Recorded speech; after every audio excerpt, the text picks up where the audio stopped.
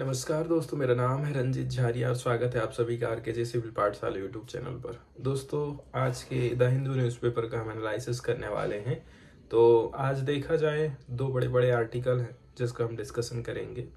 पहले नंबर का आर्टिकल हम बात करने वाले हैं बड़ी बड़ी बिग टेक कंपनियों के बारे में। बड़ी बड़ी बिग टेक कंपनी क्या हो सकती हैं? जैसे गूगल हो गई है, अमेजन हो गया है, फ्लिपकार्ट हो गया है। आज के समय में ये टेक्नोलॉजी पर आधारित जो कंपनियां हैं, छोटी मोटी कंपनियों को आगे नहीं बढ़ने दे रही हैं। कौन कौन से समस्याओं का सामना करना पड़ रहा है आज के टाइम में छोटी कंपनियों को, स्मॉल कंपनीज को। यहाँ तक कि जब हम बात करते हैं हमारे देश के लघु उद्योग, कुटीर उद्योग के बारे में, तो आप सोच सकते हैं क्या वो अमेजन को टक्कर दे सकते हैं, फ्लिपकार्ट को टक्कर दे सकते हैं? इसके ऊपर यहाँ पर हम चर्चा करने वाले हैं। ऐसी कौन कौन सी चीज़ें हैं जो इन बड़ी कंपनियों की हेल्प कर रही हैं और वो एकदम आगे बढ़ते जा रही हैं, लेकिन फेयर कंपटीशन होना चाहिए। सरकार की तरफ से कौन कौन से प्रयास किए जा रहे हैं ताकि छोटी कंपनियों को भी थोड़ा मौका मिल सके और वो भी आगे बढ़ सकें, इसके ऊपर आज चर्चा होने वाली है। और इसके बाद वाला जो आर्टिकल है हमारा, पार्टिकुलरली इंडिया लेवल पर बात करें या फिर इंटरनेशनल लेवल पर बात करें, अभी हाल फिलहाल में वार चल रहा है रसिया और यूक्रेन के बीच में, इजराइल और हमास के बीच में, इजराइल और पैलेस्टाइन के बीच में। तो चाहे वो इंडिया हो, चाहे वो दूसरे देश के चैनल हो, पूरा का पूरा कवरेज यहीं पर करते हैं।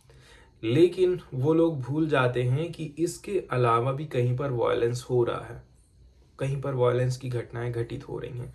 तो जो एक्सट्रीमिस्ट वायलेंस घटित हो रहा है कंट्रीज में, उसके बारे में कवरेज नहीं किया जा रहा है।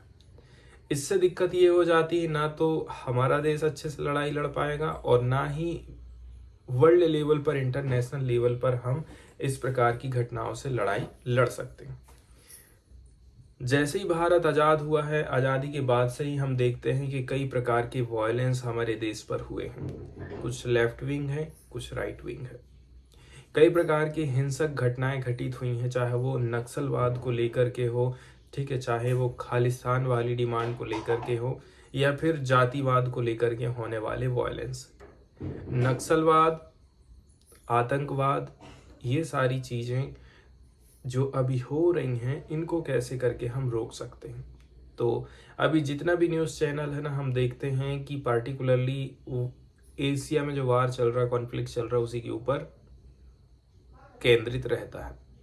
ठीक है, यूरोप में किस प्रकार से ट्रेंड हमको देखने को मिलता है वायलेंस का, इसके अलावा इंडिया की भी यहाँ पर हम चर्चा करने वाले हैं इस आर्टिकल में।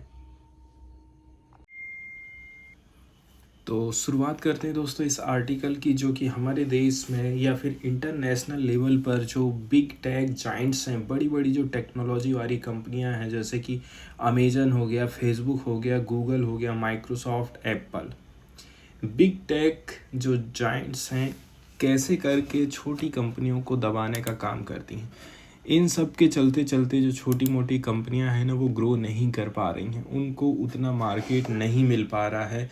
आखिर इसका रीज़न क्या हो सकता है, ठीक, इसके ऊपर डिटेल में आज हम चर्चा करने वाले हैं। तो शुरुआत करते हैं कि भाई, ये जो बड़ी बड़ी कंपनीज हैं, इनकी जो पावर है ना, ग्रो होते ही जा रही है, ये रुकने का नाम नहीं ले रही हैं। इनका जो इन्फ्लुएंस है वो बढ़ते ही जा रहा है और ये चीज़ पॉलिसी मेकर्स के लिए एक प्रकार से कंसर्न वाली बात हो गई है। पूरे वर्ल्ड लेवल पर यदि हम चर्चा करें तो चिंता पैदा हो जा रही है इनकी ग्रोथ को देखते हुए। अभी तक बिग टेक्स का जो होल्डिंग है, बहुत बड़े एरिया तक व्यापक इनका जो फैलाव है आर्टिफिशियल इंटेलिजेंस इकोसिस्टम को लेकर के, तो हम सोचते हैं कि एआई डेवलपमेंट को हम कैसे करके बेहतर बनाएं, उसको डेमोक्रेटाइज करें। ठीक है, ऐसा नहीं है कि इन्हीं का अकेला दबदबा हो, वो सबके लिए बेहतर तरीके से अवेलेबल हो सके। ये न केवल इंडिया की बल्कि अदर जो कंट्रीज़ हैं वो सोच रहे हैं कि हमें इन्वेस्टमेंट करना चाहिए सॉवरेन क्लाउड इंफ्रास्ट्रक्चर के ऊपर। हमें ओपन डाटा प्लेटफॉर्म तैयार करना है, साथ ही साथ सपोर्ट करना है लोकल स्टार्टअप को। तब जाकर के कहना चाहिए छोटी कंपनियों को हम थोड़ा सा आगे बढ़ने के लिए मौका दे सकते हैं। बहुत बड़ा चैलेंजेस है, बड़ी बड़ी कंपनियां हैं तो चैलेंजेस भी बड़ा ही होने वाला है। जो छोटी मोटी कंपनियां हैं, हम देखते हैं कि जो कंप्यूटेशनल कॉस्ट है वो काफ़ी व्यापक मात्रा में हो जाते हैं। तब जाकर के बिल्ड हो पाता है डीप लर्निंग मॉडल। एंड इसी के चलते चलते छोटी मोटी जो कंपनियां हैं अपने इसमें आर्टिफिशियल इंटेलिजेंस का इस्तेमाल नहीं कर पाती हैं और फिर ये आगे बढ़ भी नहीं पाती हैं। आज के समय में देखा जाए फेसबुक में भी वही चीज़ देख रहे हैं, यूट्यूब में भी वही चीज़ देख रहे हैं। एक सही ट्रेंड हमको दिखाई दे रहा है। आर्टिफिशियल इंटेलिजेंस का प्रयोग करके हमारे डेटा को ये लोग चोरी करते हैं और अपने वीडियो की जो रीच आउट है ज़्यादा से ज़्यादा करते हैं, ज़्यादा से ज़्यादा लोगों को इंगेज करके रखना चाहते हैं। इस प्रकार की टेक्नोलॉजी का ये इस्तेमाल करने लगे हैं। इसके बाद हम नेक्स्ट चीज़ की चर्चा करते हैं कि आखिर कैसे करके इनको फ़ायदा मिल जा रहा है, कैसे करके बड़ी बड़ी कंपनियां फ़ायदा उठा पा रही हैं। तो डीप लर्निंग आज के टाइम में ना काफ़ी कॉस्टली हो गया है। आर्टिफिशियल इंटेलिजेंस का ये पॉपुलर फॉर्म माना जाता है डीप लर्निंग, ठीक है। एंड इसकी कुछ जनरलाइज कैपेबिलिटीज़ रहती हैं जिसके चलते चलते एआई में इसका इस्तेमाल किया जाता है। डीप लर्निंग एक प्रकार से आर्टिफिशियल इंटेलिजेंस ही होता है जो कि यूज़ करता है आर्टिफिशियल न्यूरल नेटवर्क को ताकि लर्न किया जा सके from data and perform task. जैसे हमारा दिमाग काम करता है ठीक उसी प्रकार का काम डीप लर्निंग के माध्यम से हो पा रहा है। डीप लर्निंग का इस्तेमाल किया जा रहा है ऐप्स में ताकि डाटा से ये ऐप सीखते हैं, हमारे डेटा को चोरी करते हैं, उसी से ये लोग सीखते हैं। इसके बाद इनको जो टास्क दिया जाता है कि ऐसा यदि होगा तो ऐसा करना, ये चीज़ संभव हो पा रही है डीप लर्निंग के माध्यम से। अब बड़ी बड़ी कंपनियां आज के समय में ज़्यादा से ज़्यादा पैसा खर्च कर सकती हैं। उनके जो ऑडियंस है, उनके जो ग्राहक हैं वो बहुत बड़ी मात्रा में है, ठीक है। इसके अलावा उनका जो ट्रेड हो रहा है वो बहुत बड़ी रकम में हो रहा है। आज के टाइम में यदि आर्टिफिशियल इंटेलिजेंस का इस्तेमाल आपको करना है तो इसके लिए आपको काफ़ी एक्सपेंसिव होना पड़ेगा, काफ़ी आपको खर्चा करना पड़ेगा, ठीक है। यदि हम 2023 की बात करें, जेमिनी अल्ट्रा ये मोस्ट कॉस्टली मॉडल माना गया है। लगभग इसकी जो कॉस्ट बताई जा रही है वो कितनी बताई जा रही है, $200 मिलियन की। अब आप सोच सकते हैं कि $200 मिलियन रुपया खर्चा करना पड़ेगा तब जाकर के आप ये वाला मॉडल खरीद सकते हैं या फिर इसका इस्तेमाल आप कर सकते हैं। तब जाकर के आप ट्रेनिंग दे पाएंगे आप अपने ऐप्स को। इस प्रकार से ये जो कॉस्ट हम देख रहे हैं ये बड़ी बड़ी कंपनियों को इंसेंटिव दे रही है। क्यों? क्योंकि इतना पैसा केवल ये लोग ही खर्चा कर सकते हैं। तो इस प्रकार के जेमिनी अल्ट्रा जैसे मॉडल का इस्तेमाल भी यही लोग करेंगे। ये लोग ही डीप लर्निंग का इस्तेमाल कर पाएंगे as the future and pushing out larger and larger model. Future में एआई का इस्तेमाल यही करेंगे एंड कुल मिलाकर के ये बड़े से बड़े और भी ज़्यादा अपना विस्तार करते जाते हैं। इससे क्या होता है, इनकी जो पोजीशन है वो फिक्स हो गई है। अब इनको कोई कंपटीशन नहीं देने वाला है, ये डोमिनेंट एक्टर बन गए हैं। एंड ये चीज़ प्रोवाइड करती है कुछ primary revenue stream through which they can recover their cost.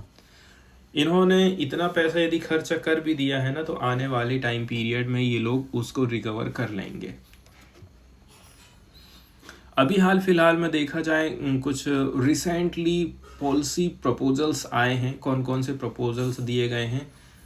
Compute infrastructure या फिर developing a federated model and taking a leaf out of India's digital public infrastructure model.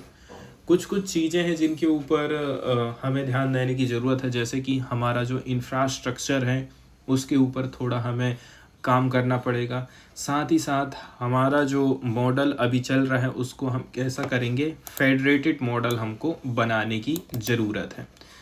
तीसरे नंबर की बात ये है, इंडिया की तरफ से जो प्रोग्राम चलाए जा रहे हैं, फेडरेटेड मॉडल मतलब एक प्रकार से कहना चाहिए थोड़ी सी अलग चीज़ें हो सकती हैं। एक ऐसे मॉडल की हम चर्चा कर रहे हैं ताकि हम इंफॉर्मेशन को बिल्ड कर सकें, डेटा मैनेजमेंट मॉडल या फिर ऑपरेशनल मॉडल की तरफ हम बात करते हैं।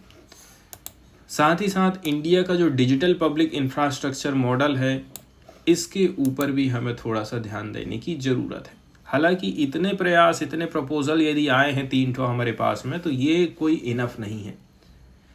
बिग टेक कंपनी जितना खर्चा कर रही हैं, जितने प्रयास कर रही हैं अपने आप का विस्तार करने के लिए, छोटी कंपनियों को दबाने के लिए, वो बिल्कुल भी कहना चाहिए सरकार के प्रयास उसके आगे बिल्कुल भी इनफ नहीं है। इन्होंने अलग अलग किस्म के डेवलपर टूल्स का इस्तेमाल किया है, जिससे इनका जो वर्क फ्लो है एकदम इजी हो गया है, और भी ज़्यादा पहले से एफिशिएंट तरीके से ये लोग काम कर रही हैं। And these tool are optimise for their cloud infrastructure. And आप सोच सकते हैं इस प्रकार का जो टूल है,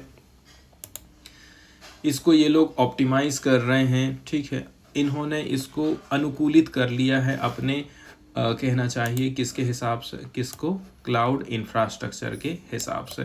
ऐसे टूल इनको मिल गए हैं और ये क्लाउड इंफ्रास्ट्रक्चर के लिए बेटर है।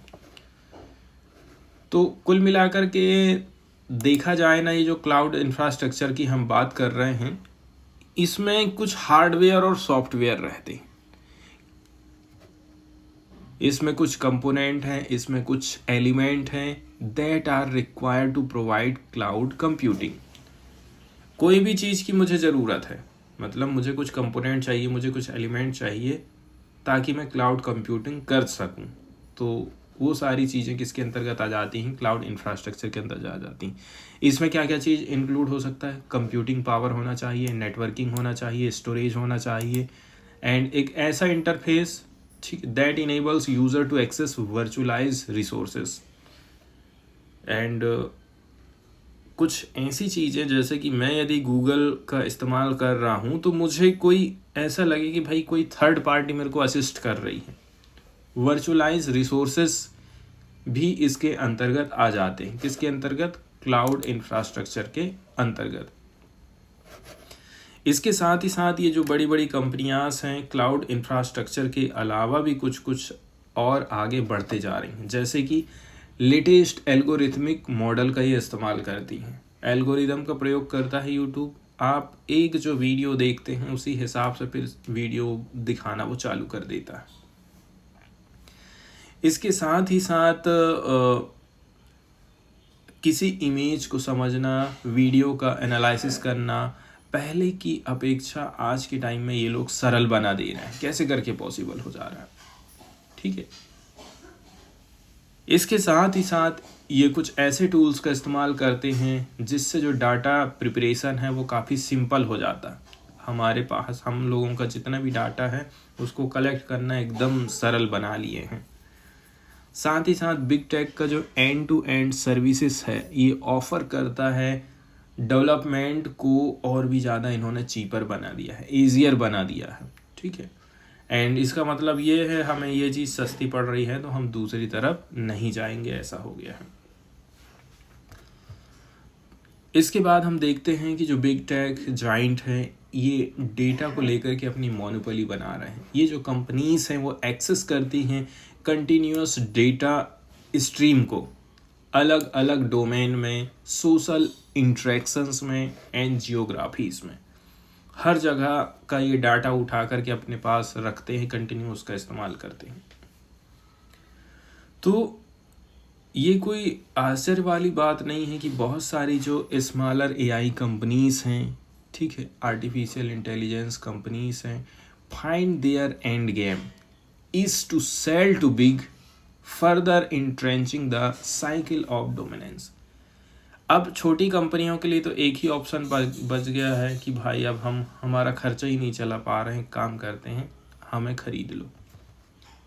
ये दिक्कत यहाँ पर पैदा हो जाती है। सरकार की तरफ से कुछ कुछ प्रयास किए जाते हैं, जैसे कि ओपन डेटा इनिशिएटिव, है ना। आज के समय में देखा जाए अमेरिकन के हिसाब से काफ़ी ठीक माना जाता है ओपन डेटा इनिशिएटिव, जहाँ पर बेटर रिसोर्सेस एक्टर हमको देखने को मिलते हैं। यहाँ पर जो बिग टेक है, इनका एडवांसमेंट है कंप्यूटेशनल इंफ्रास्ट्रक्चर में, डेटा इंटेलिजेंस में।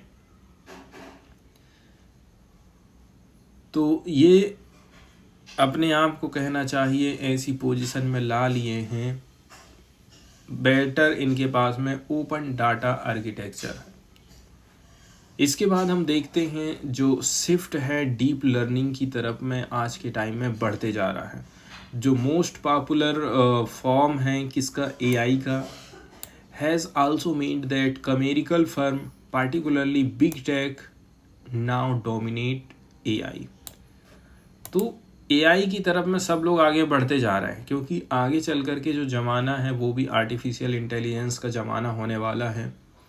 एंड इसमें हम देखते हैं जो एकेडमिया होते हैं, ठीक है, एकेडमिया है, इनका जो रोल है और भी ज़्यादा कहना चाहिए कैसा हो रहा है, कम होते जा रहा है। इसके अलावा जो इंडस्ट्री के प्लेयर हैं आज के समय में, इनके पास में और भी ज़्यादा एकेडमिक पब्लिकेशन है and citation are shaping the direction of AI research. मतलब ये है कि भाई आने वाले समय में इस एआई से रिलेटेड हमको और भी ज़्यादा पब्लिकेशन और भी ज़्यादा रिसर्च सामने आने वाली है। अब हमें अलग टाइप की अप्रोच अपनाने की ज़रूरत है। हमें किस प्रकार का मॉडल लेकर के आना चाहिए, इस प्रकार की थोड़ी सी यहाँ पर चर्चा करी जाती है। एक चीज़ तो ये है, big data and larger is better, ये इमेजिनेशन आज के टाइम में चला आ रहा है एआई को लेकर के, ठीक है। इससे दिक्कत वाली बात यह हो गई है कि यदि हम कुछ सुधार करना भी चाहें तो कुछ थोड़े से ही हिस्से को अलग कर पाएंगे। Even a wasting of precious public resources, यहाँ तक कि यदि हम बहुत बड़ा पैसा खर्चा भी कर दे रहे हैं तो केवल थोड़े ही हिस्से में हम सुधार कर पाएंगे। इसके लिए हमें कुछ कुछ चीज़ें हैं जिनके ऊपर कहना चाहिए चर्चा करने की ज़रूरत है। हमें अंडरस्टैंड करना पड़ेगा इस मैकेनिज़्म को, अलग अलग जो वेरियस फैक्टर हैं जो कि आपस में लिंक्ड हैं टुगेदर में, उनको हमें समझना है। इसके साथ ही साथ किस प्रकार का इंटरवेंशन हमें करना है ताकि चेंजेस हम ला सकें, इस प्रकार से भी हमको थोड़ा सा ध्यान देने की ज़रूरत है, तब जा कर के हम आगे बढ़ सकते हैं। अब हम जिस मॉडल की यहाँ पर चर्चा करने वाले हैं उस मॉडल में क्या क्या चीज़ हो सकता है। इसमें हमारे पास में डोमेन एक्सपर्टाइज होना चाहिए, live experience guide AI development होना चाहिए, ठीक है। स्टैटिकल पैटर्न में हमको नहीं चलना है, हमको लाइव आर्टिफिशियल इंटेलिजेंस का इस्तेमाल करना है। इसके बाद हमारे पास यहाँ से जो भी नॉलेज निकल कर के आ रहा है, एक्सपीरियंस निकल कर के आ रहा है, ठीक है, हम एक थ्योरी को डेवलप करेंगे, theories of changes, and build करेंगे purpose driven and smaller model जो कि रिफ्लेक्ट करता है फ्रेमवर्क फॉर प्रोग्रेसिव चेंज को। इससे क्या चीज़ हो पाएगा, प्रोग्रेसिव चेंज हम लेकर के आएंगे, उसके लिए एक फ्रेमवर्क हम तैयार कर पाएंगे। ऐतिहासिक रूप से देखा जाए आज के टाइम में हर जगह इनका इस्तेमाल होने लगा है, किसका, एआई का। जैसे कि मेडिसिन वाला सेक्टर है, एविएशन का सेक्टर है, वेदर फोरकास्टिंग है, ठीक। तो ये सब थ्योरी ड्रिवन मॉडल में काम करते हैं।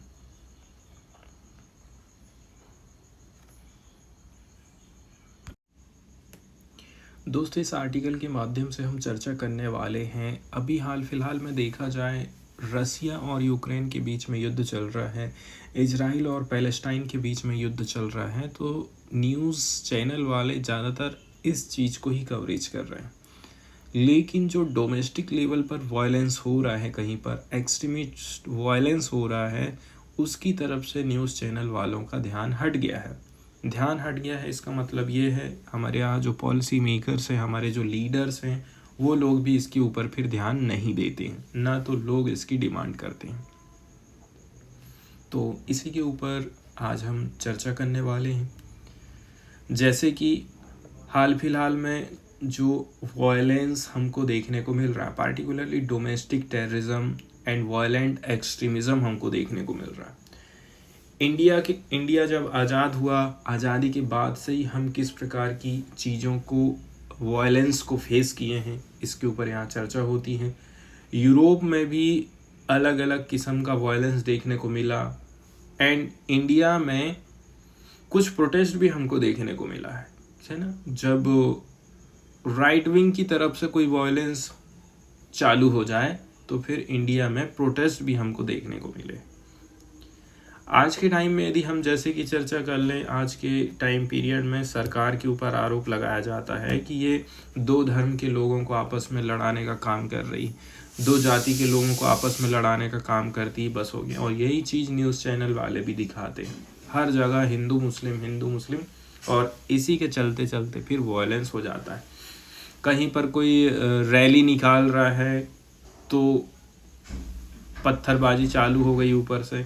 कहीं कहीं पर हम देखते हैं कि मुसलमान लोग नमाज पढ़ रहे हैं या फिर कुछ और हो रहा है तो हिंदुओं की तरफ से पत्थरबाजी किया जाना। तो दोनों पक्ष में हम ये चीज़ देख रहे हैं। इसके अलावा आज के टाइम पीरियड में हम देखते हैं गायों को जो तस्करी होती, गायों की जो तस्करी होती है, उसके नाम पर भी काफ़ी वायलेंस हमारे देश में हुआ है। तो यहाँ पर हम चर्चा करने वाले हैं domestic terrorism and violent extremism के ऊपर। पार्टिकुलरली एक स्टडी आई थी, RAND की तरफ से एक स्टडी सामने आई है। कुछ समय पहले ही इसका पब्लिकेशन किया गया था यूनाइटेड स्टेट में, ठीक है। एंड हेडलाइन रखी गई थी, changing face of hate, domestic extremism, violence. इसने कुछ जो इम्पोर्टेंट चेंजेस हो रहा है उस चीज़ को बताया था, ठीक है। और ये भी बोला था कि ये जो चेंजेस है हम कंटिन्यू देख रहे हैं, कंटिन्यू ये बने रह रहा है। डोमेस्टिक टेररिज्म हो चाहे वो वायलेंट एक्सट्रीमिज़म का हो। तो ये काफ़ी इम्पेरेटिव हो जाता है।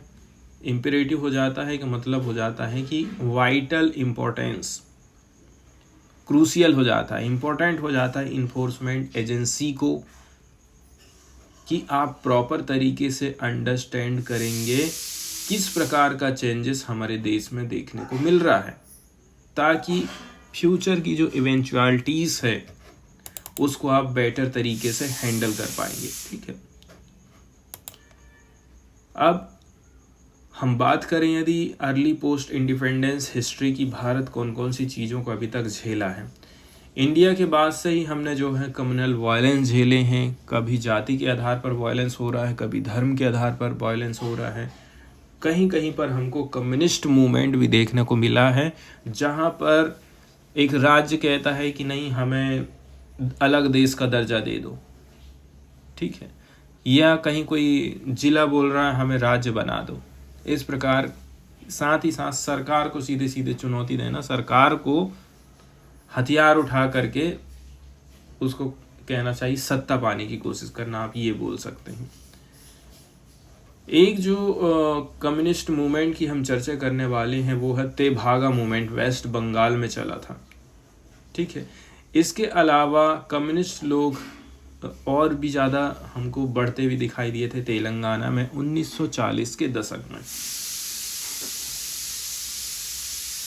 इससे पता चलता है कि कम्युनिस्ट लोग ने प्रयास तो जरूर किया था, लेकिन वो लोग सफल नहीं हो पाएंगे, ठीक है, ये लोग सफल नहीं हो पाए थे।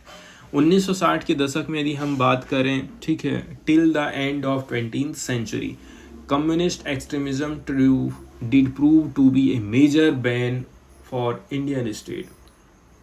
इस प्रकार के जो संगठन थे, कम्युनिस्ट एक्सट्रीमिज्म वाले संगठन थे ना, 20वीं शताब्दी तक हम देखेंगे इनको भारत में मेजर बैन लगा दिया गया था। इसके बाद फिर नक्सलाइट मूवमेंट चलते हैं, ठीक है।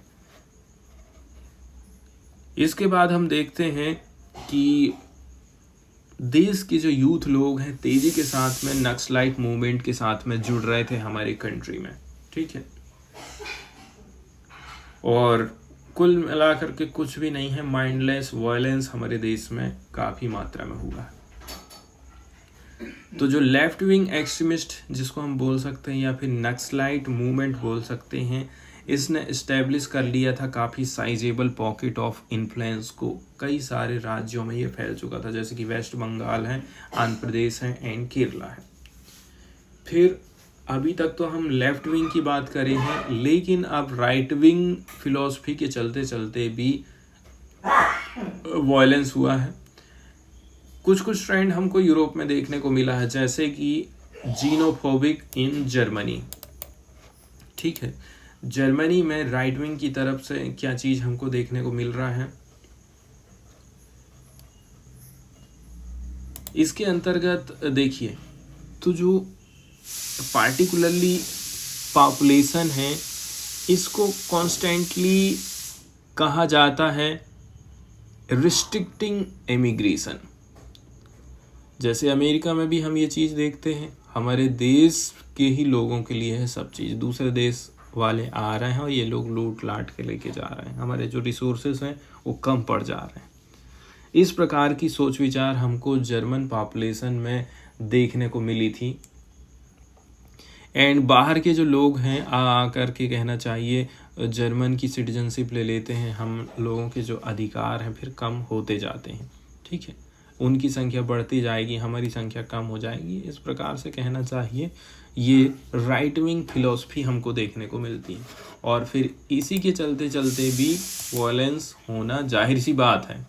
जिस प्रकार से हम श्रीलंका जैसी कंट्री में देखते हैं जहाँ पर राइट विंग फिलॉसफी क्या है कि बौद्धिस्ट लोग यहाँ पर मेजॉरिटी में हैं, तो उनके अधिकारों की चर्चा ज़्यादा करी जाएगी। जो श्रीलंकन तमिल हैं, जो गृह युद्ध में फंसे हुए थे, गृह युद्ध से सताए हुए लोग हैं, वो तो ज़्यादा बचे नहीं हैं, उनके अधिकारों की बात कौन करेगा।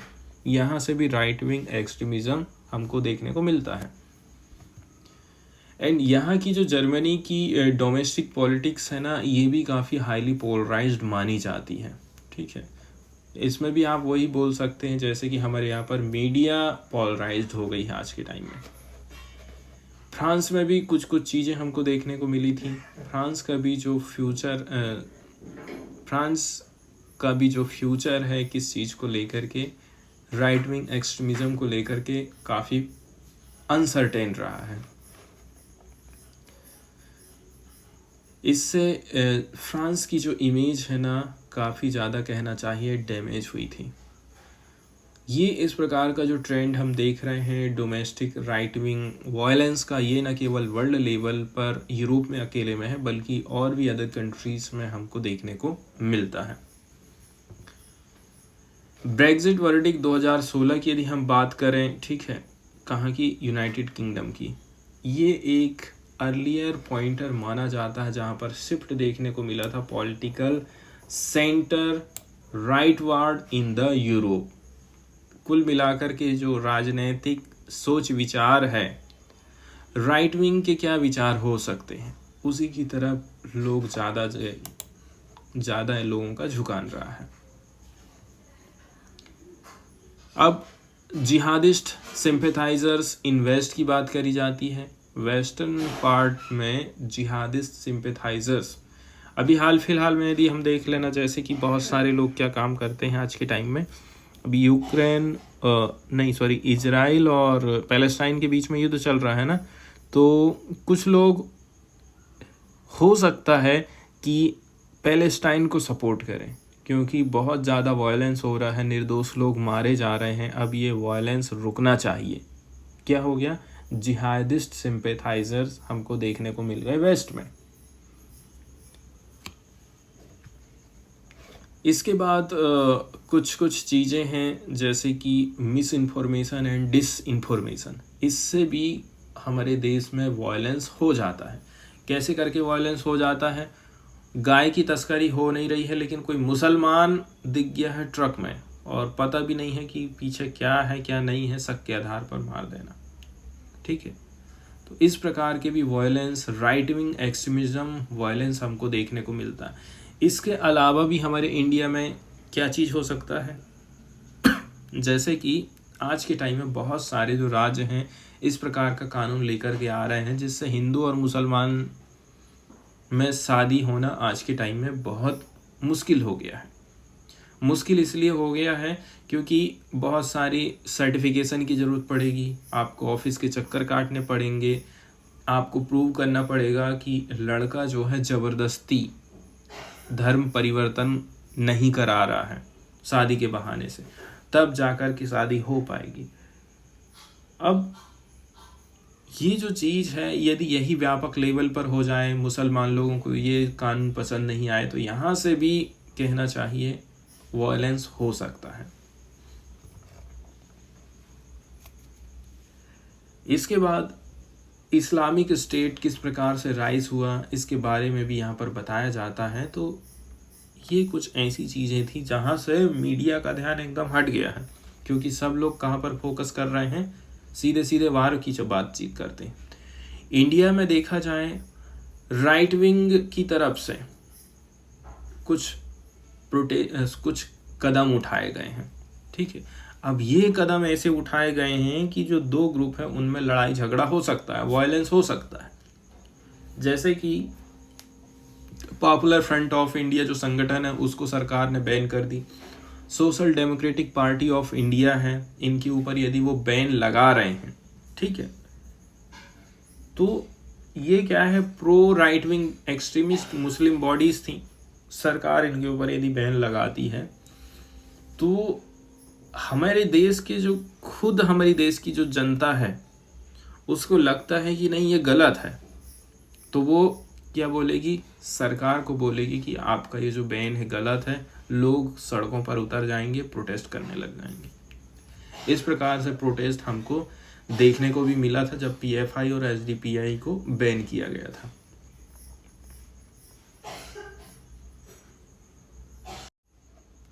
न्यूज़ वाले हिस्से की तरफ यदि हम चलें दोस्तों, तो अभी हाल फिलहाल में कल की ये न्यूज़ है जिसको हम डिस्कस नहीं कर पाए थे। अभी अमेरिका में, यूएस में, ठीक है, ये चीज़ बहुत ज़्यादा चर्चा में रही है।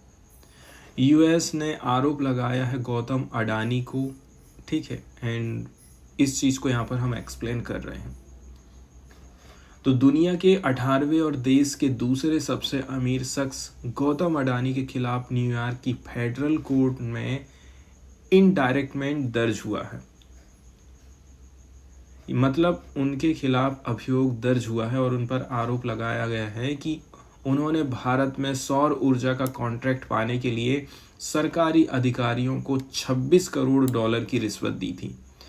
इस मामले में अडानी के साथ साथ उनके भतीजे सागर अडानी समेत 8 लोगों को भी आरोपी बनाया गया है, ठीक है।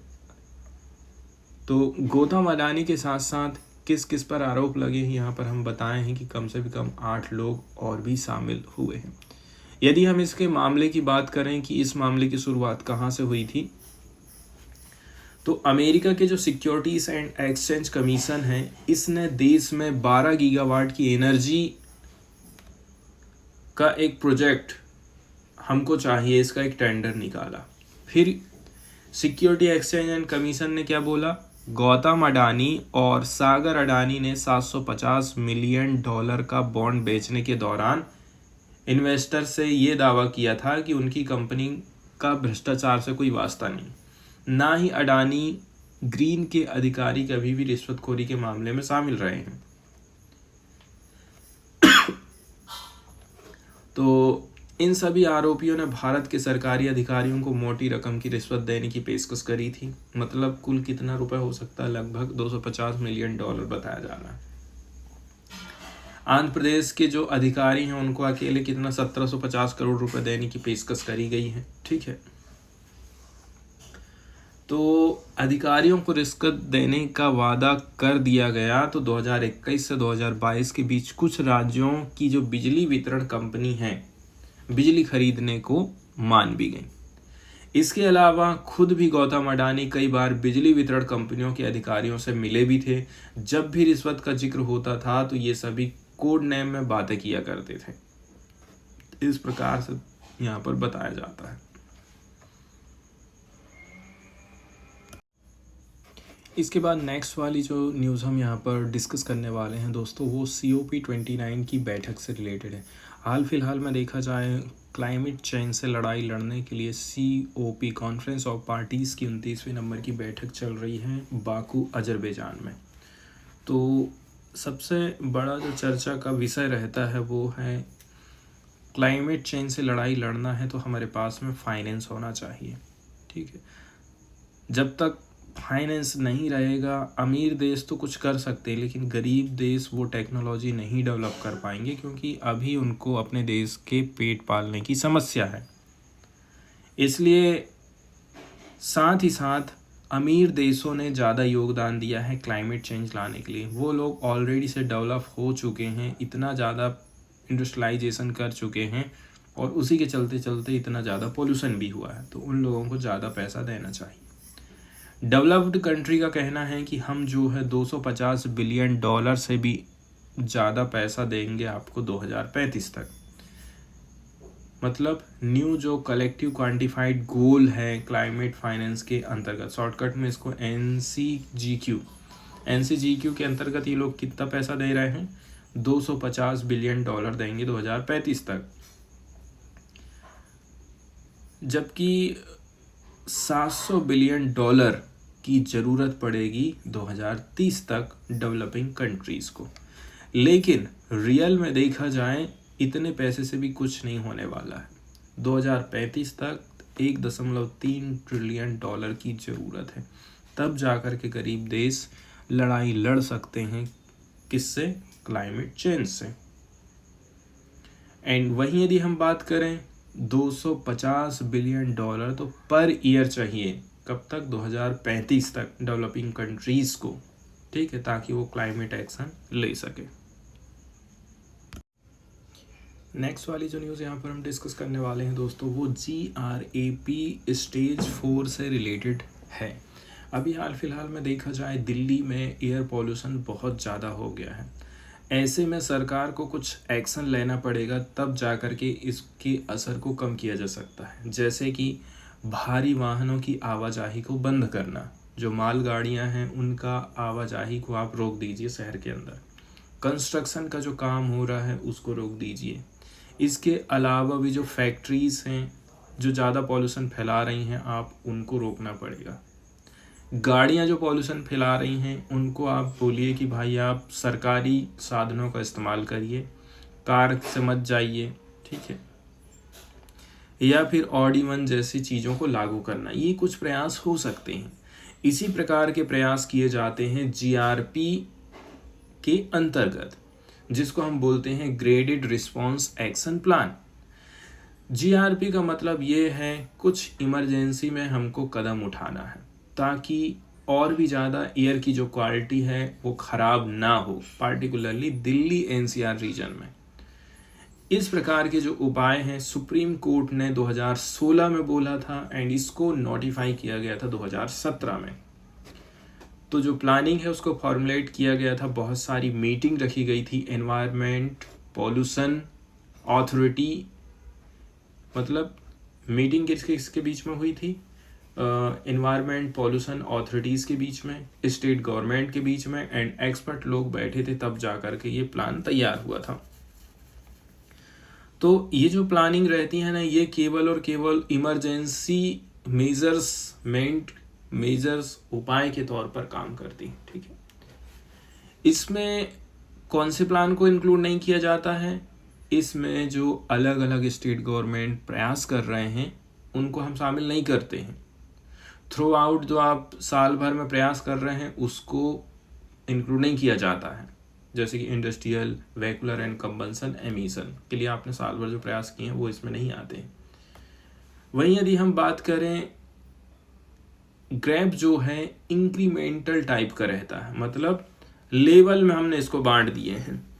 एंड जब जो एयर क्वालिटी है पुअर से भी नीचे चली जाए, वेरी पुअर की तरफ चली जाए, ठीक है, तो हमको एक्शन उठाना पड़ता है, एक्शन लेना पड़ता है। इसके 4 स्टेज होते हैं, GRAP 1, GRAP 2, GRAP 3, GRAP 4। AQI 200 से 300 है, तो उस समय में कौन कौन से कदम उठाना है? 301 से 400, 400 से 450 और 450 से ऊपर जाता है तो चौथे नंबर का स्टेज चालू हो जाता है। कौन कौन सा है? 200 से 300, 300 से 400, 400 से 450 और फिर 450 से ऊपर है। फर्स्ट स्टेज में एडवाइजरीज जारी करी जाती है, डस्ट कंट्रोल के उपाय अपनाए जाते हैं एंड ओपन बर्निंग को रोका जाता है। AQI 201 से यदि 300 जाता है तो AQI यदि 301 से 400 तक चला गया है, इसका मतलब ये है डीजल जनरेटर बंद करिए, क्लीनिंग में ज़्यादा फोकस करना है, रोड में आपको पानी का छिड़काव करना पड़ेगा। तीसरी स्टेज 401 से 450, तो जो नॉन इसेंशियल कंस्ट्रक्शन का काम चल रहा है, जो एकदम ज़रूरी नहीं है, कंस्ट्रक्शन का काम होना नहीं चाहिए, व्हीकल एंट्री में रिस्ट्रिक्शन लगाया जाता है। साथ ही साथ जो इंडस्ट्रियल एक्टिविटी है तीसरे स्टेज में बंद कर दी जाती। यदि 450 से ऊपर चला जाए AQI तो कंप्लीट कंस्ट्रक्शन में रुकावट, कंस्ट्रक्शन होगा ही नहीं, स्कूल बंद कर दिए जाएंगे एंड व्हीकल में भी लिमिटेशन कर दी जाती है।